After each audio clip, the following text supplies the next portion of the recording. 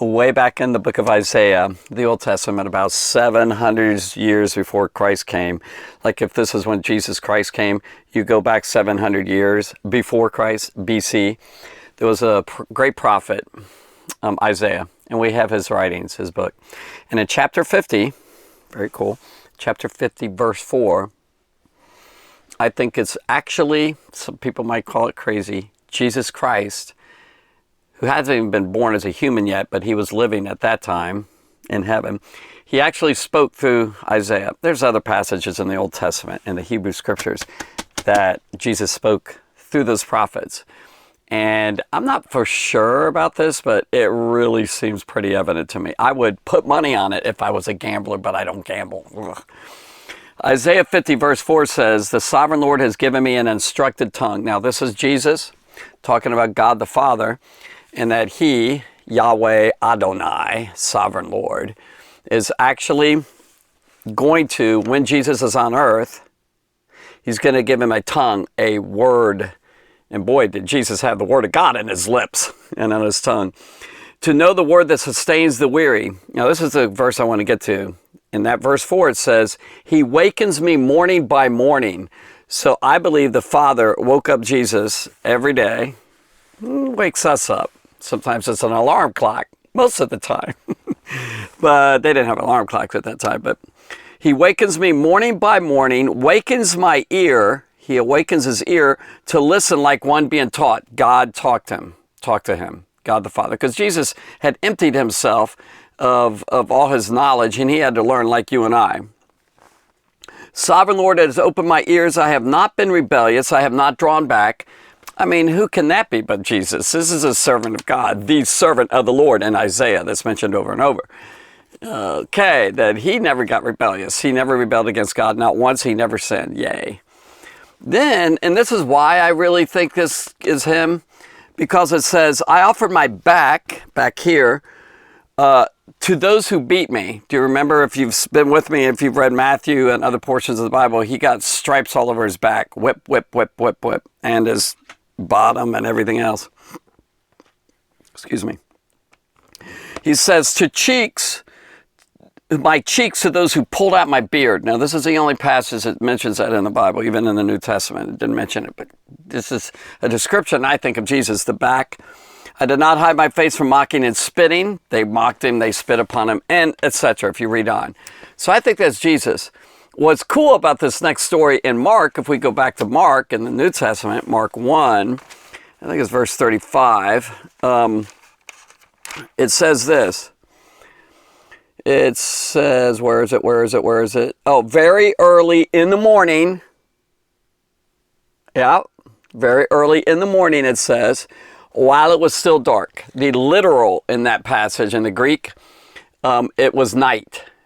Now, if you put it together with Luke, and these are the two gospel writers that mentioned this particular story, Mark and Luke. Matthew didn't mention it, and John didn't mention it, but Mark and Luke did.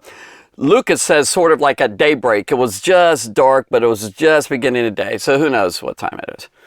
It could be a little bit before 5, 5:34, 4:30. I don't know, but it's early in the morning Jesus got up. So he got up, I believe he was probably at Simon and Andrew's house. Spent a lot of time there. Maybe there's others. Maybe John and James or something, their house with Salome and Zebedee. You know, maybe he spent some time there too. But he was, I believe, at this house right here. As a matter of fact, he was because, what am I thinking about? You know, he was because he had just delivered all these people. It was Simon's house he was staying in. He just healed Simon's mother-in-law, whatever her name was. Very cool, very cool. One thing after another. And then he got in bed pretty late probably and rose up early in the morning. God got him up morning by morning. So in my opinion, by the way, Jesus lived a life, well, it's no doubt in my mind actually. He lived a life of praying all the time. That's where he got his power and his wisdom and his knowledge and doing the will of God. Prayer is the most important activity a Christian can do. Okay? So it says, very early in the morning while it was still dark, Jesus got up and he tiptoed probably, so that nobody heard him leave. He left the house and he's in Capernaum, and he went into a desert place or a solitary place He wasn't just right there. He went away from the house. He tried to get away from the city, tried to get away from people so that he could spend time with Father. Yes, there's a secret of the Christian life. He left the house and he went off to a solitary place where he prayed. Later on, I don't know how much later, Simon and his companions, the other apostles and all, woke up and, where's Jesus? So they came, and in the meantime, maybe they woke up because people were knocking on the door. Maybe they were asleep and people were kind of saying, where's Jesus? People were coming over to Jesus again. The crowds, and they got up early in the morning. They were looking for Jesus. After all, this guy's a miracle worker. He healed all these people, just boom, boom, boom, boom, boom, boom, boom, boom, maybe 50, 100, hundreds of people right there. He had people that were oppressed, like burdened down and held by the devil and his power, and he delivered them just by his word, spoke. Wow, what an exciting time. I want to replay when I go to heaven. I do. And so they started going, oh my goodness, so you guys wait here. Well, maybe they did. Maybe they came also. I don't think so. But because Luke mentions the people, and I think the disciples are representing the people. They were representing what they were saying, where's Jesus? So Peter, Simon, the leader, and that's why his name is mentioned, because he tended to lead the others. He was the one that spoke to Jesus. And this is what he said. He and his companions went to look for him, and when they found him, by the way, this look for him thing, I think it took a little bit of time. I think it took a while. Well, why do you say that? Because the actual word means hunt for. Track him. They were tracking him. He's not an animal. They're not hunting like an animal. It was like hunting. It wasn't just all that. Oh, there he is over there. Can you see him? They hunted. They searched for him. He went out pretty far. He hid, not hiding, but in a way, he kind of hid himself away to be with God, to be with the Father. Yes, that's where life is for the Christian. Do you remember prayer closet? Remember Jesus mentioned that in Matthew chapter 6? To go away and separate yourself and enter into your closet and shut your door and spend time with the Father who sees in secret. So Jesus felt the need. Wait a minute, if he felt the need, what about you and me? So anyway, it says, Simon says to him, I'm about to scratch my head with this, it's like a back scratcher. It says, and when they found him, they exclaimed, and that word exclaimed is like, kind of pressing him, hello, like Jesus. Maybe they were annoyed, a little frustrated, I don't know. Everyone is looking for you. Now, hey, this is an opportunity. They're all looking for you, Jesus. Come back, come, let's go see them. Let's do something with them. Go talk to them, teach, preach. Jesus said this. He replied, no. Or he said, let's go somewhere else. We're not supposed to be here. Surprise! Surprise after surprise after surprise. And that's the life of being in God. It's full of surprises. All of them good. Things that seem to be bad, surprise, disasters or trouble or problem are actually behind it is good. God's going to use it. But he said, let's go somewhere else to the nearby villages in Galilee, around Capernaum, around the Sea of Galilee. There's, a number of cities. I can't remember how many, 15 or something. There's 204, according to Josephus, the historian, 204 villages. Now, this word villages was sort of like a village/city. They didn't have walls around them, so it wasn't a big city like Jerusalem or something.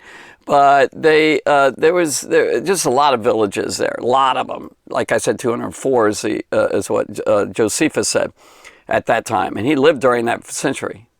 So I can preach there. So he says, let's go by the nearby villages and I want to preach there. I want to get away from Capernaum. Wow. That is why I have come. Now, my personal opinion at this point is that he sensed the need of prayer after that big evening. He spent time with the Father, and I think he was trying to get instructions, directions, guidance from Father. What's next? He needed to know what's next. And that's when I think the Father told him, you need to move away from Capernaum and go to other villages. Now, he came back to Capernaum later. But maybe there's something even deeper than that I'd like to suggest. But this is guessing, speculation, I'm not sure. That he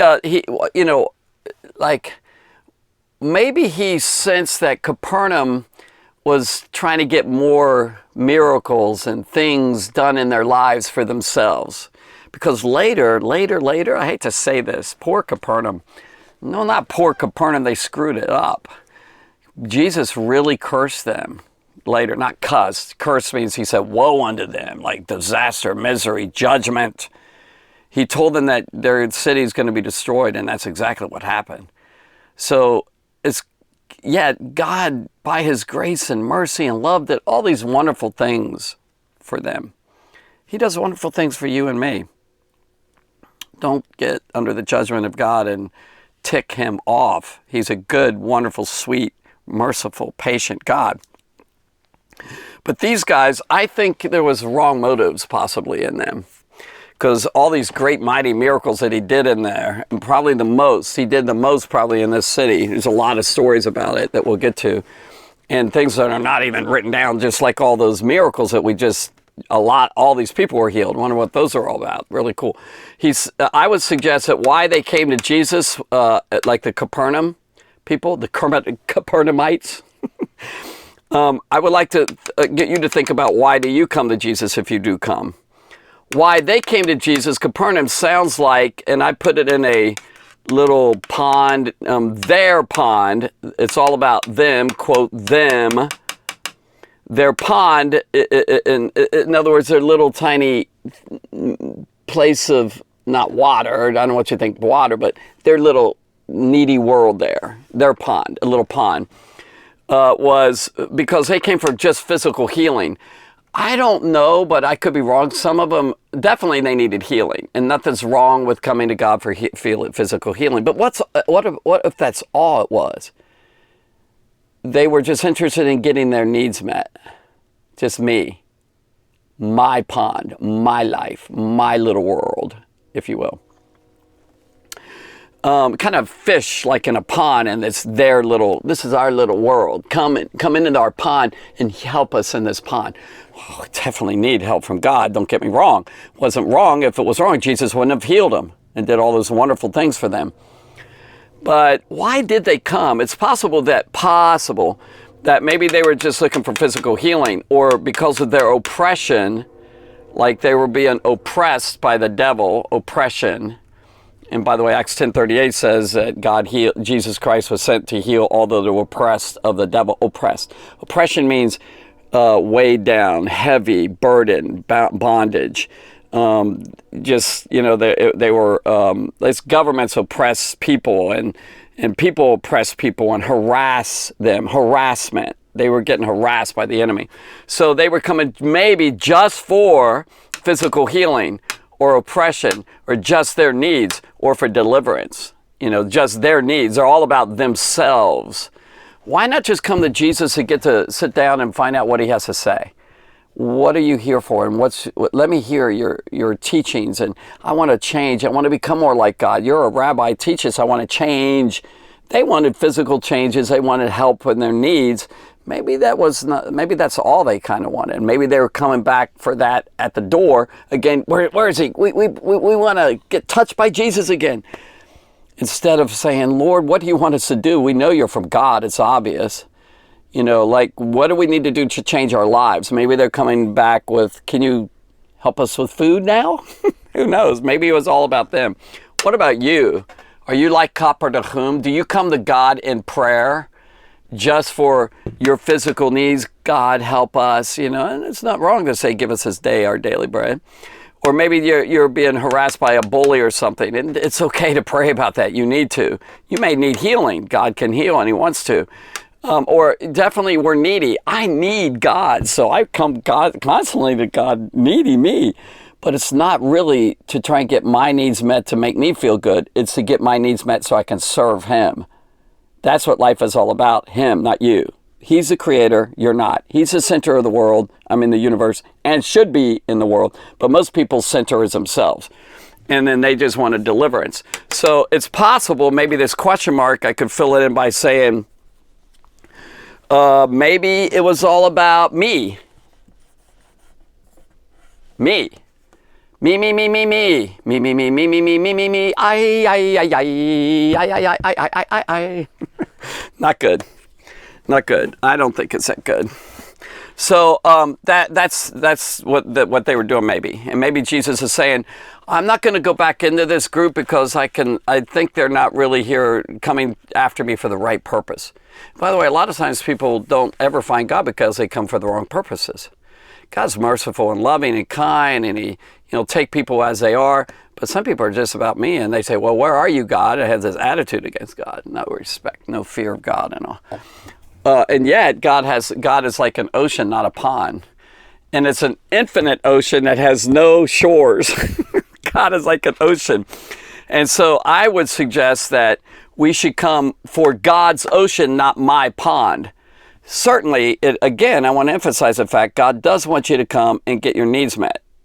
You recognize him and you go to him. He likes that. He wants to meet your needs. He's a father. He's a daddy. He loves giving help to his children. And he wants to feed you and take care of you and heal you and comfort you and give you wisdom and knowledge and understanding and all those wonderful things.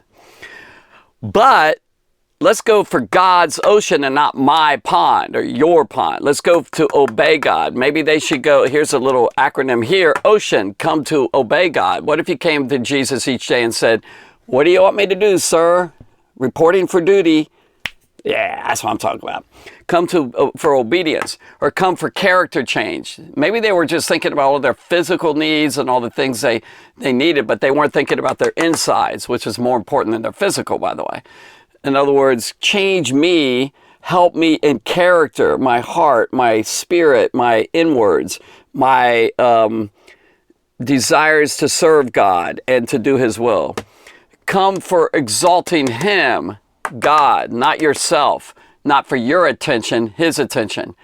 That's why Jesus said in the beginning of the prayer, of the quote-unquote Lord's Prayer that, could be called disciples' prayer, is, Our Father which art in heaven, holy is your name, your kingdom come, your will be done on earth as is heaven. Then you go to, give us this day our daily bread and forgive us my sins. I need you. Yeah, we need you. We need to pray those prayers. God knows what you have need of before you ask, though.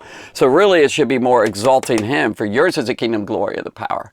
At the beginning and ending of that prayer, it's exalting God, making him first. Put him, exalt means to lift up, to rise up. Okay, adore. Now, this is sort of similar, but one is exalting, oh God, you're a great God, you're wonderful and all. And then adore has to do with, I think, love and worship. The actual word adore means to worship. In a sense, we could say, you're adorable. Now, nowadays the word has changed. That's okay, saying, oh, isn't she or he, isn't that adorable? Look at that cute little puppy, isn't adorable? Not really adorable, because you don't worship dogs or animals or people. But it's changed, and it's okay, I think, to say that because we're using it that way. But really, God is adorable, meaning he's the one worthy to worship. He's really, in a sense, the only one we should adore. Okay, although I would suggest love in this, that we love him, not just exalting him like he's a great God and with respect, but go deeper into loving him. What a God he is. And the last one is, yes, now we're back to need again, necessary. Only in this sense, I don't want to put need there. Remember in the other board I said needs, but really it's a necessity. It's necessary to go to God. I depend on him.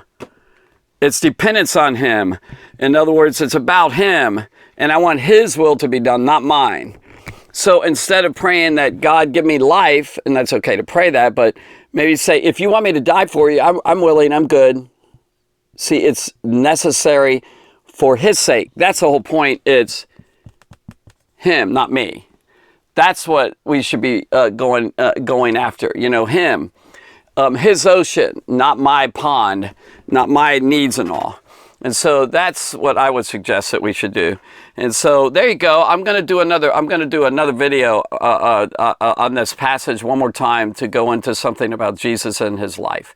But I think that's covering it pretty good. I suppose. Hope you got something out of it. God bless you. Thanks for listening.